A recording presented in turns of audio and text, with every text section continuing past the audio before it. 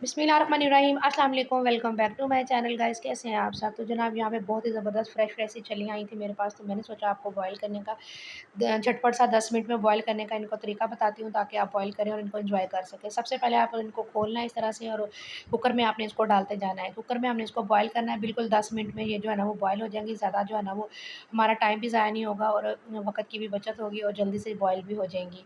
तो अगर आपके घर में जो है ना वो झटपट से मेहमान आ जाए और उनकी फरमाइश हो छलियाँ खाने की, तो आप इस तरह से उनको बॉयल करके जल्दी जल्दी से दे सकते हैं।